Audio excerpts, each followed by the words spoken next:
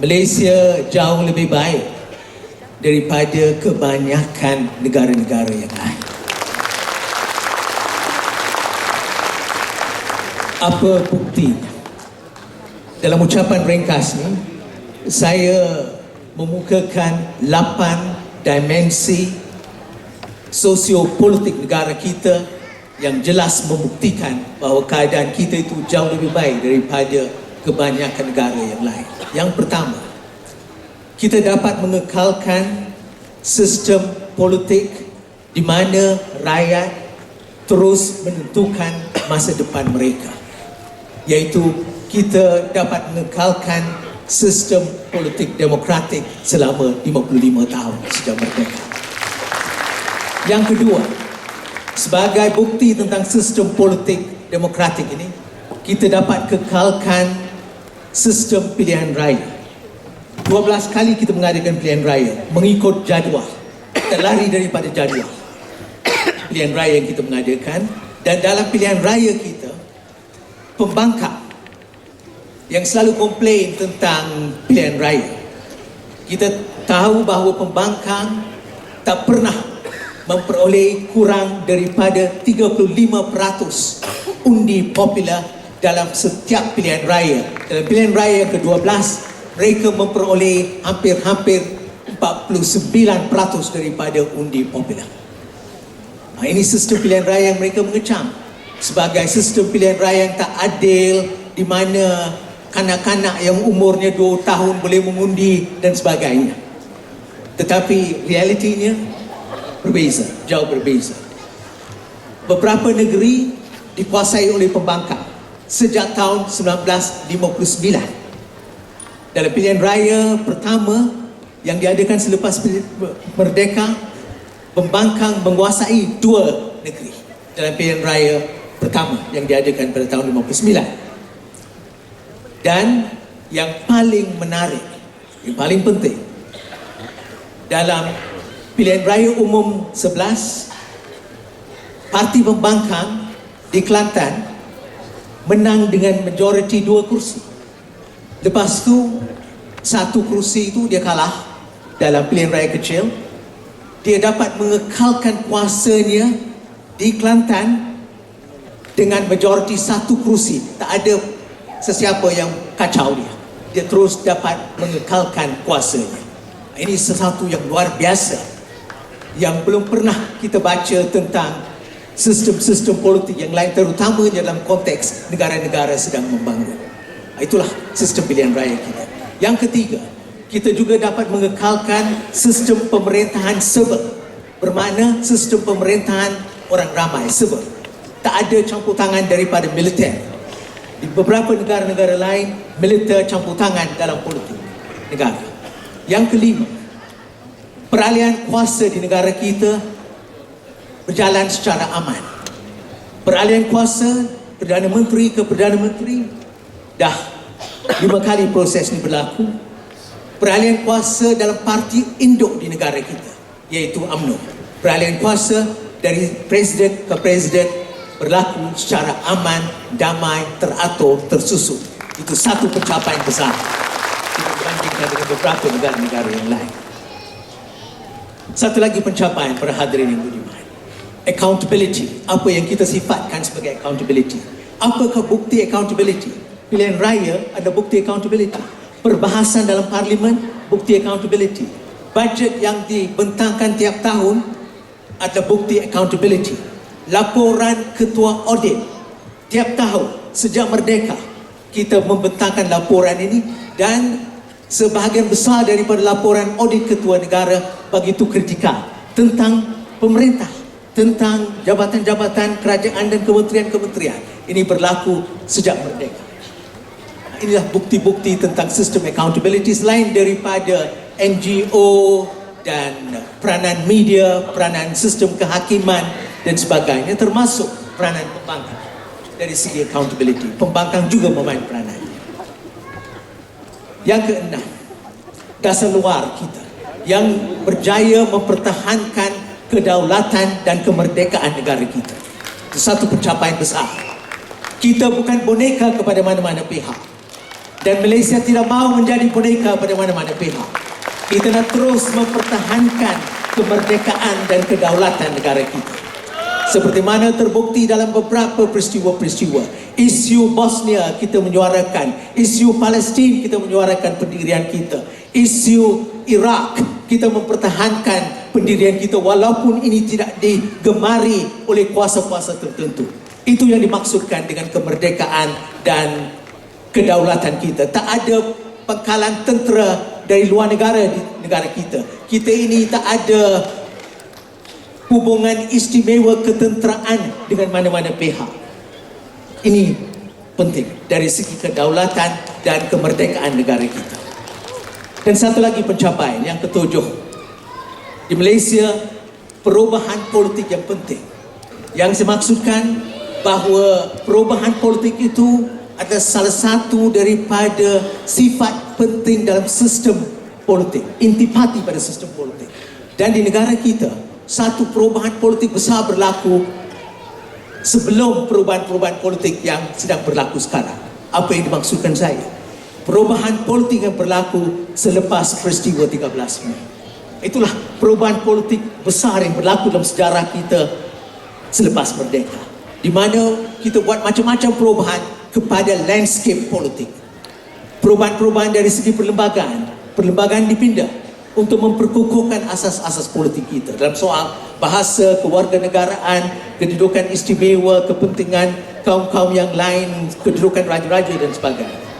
Begitu juga kita buat perubahan dari segi dokumen yang boleh kita sifatkan sebagai piagam negara kita, rukun negara. Itu satu daripada perubahan yang berlaku.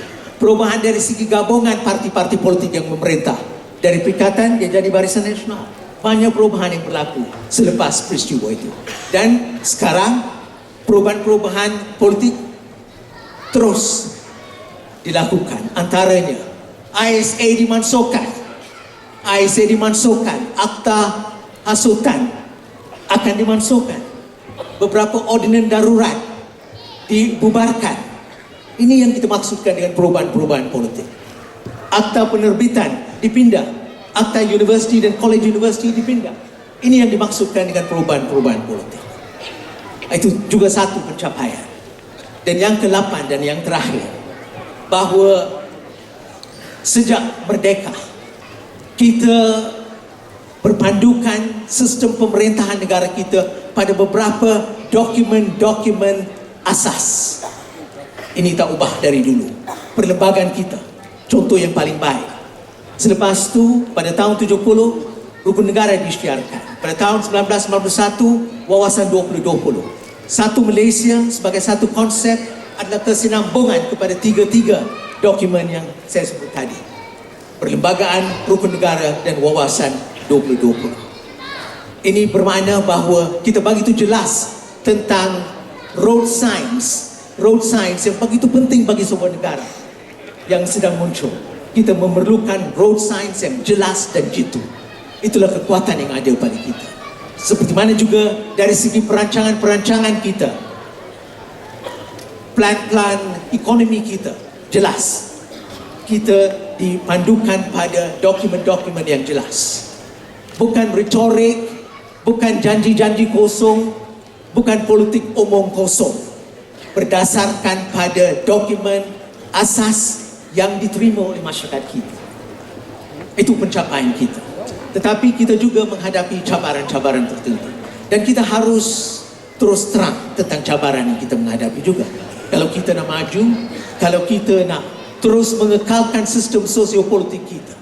Apa yang dimaksudkan saya dengan cabaran? Yang pertama, cabaran pertama pada hemat saya dari segi sosiopolitik adalah cabaran rasuah. Kita belum mengatasi masalah rasuah. Kita masih menghadapi rasuah di negara kita di beberapa peringkat. Walaupun ada keazaman untuk membenteras rasuah dan kita dah memperkenalkan macam-macam institusi dan sebagainya untuk mengatasi rasuah, tapi kita masih menghadapi cabaran rasuah yang boleh menghancurkan negara. Itu cabaran yang kita menghadapi. Yang kedua, yang kita menghadapi sebagai satu cabaran adalah politik mementingkan diri iaitu kita lebih mementingkan diri daripada parti, lebih mementingkan diri daripada negara. Ini dah jadi macam satu budaya mementingkan diri dalam semua parti politik di negara kita. Ini juga saya menganggap sebagai satu masalah besar, mementingkan diri.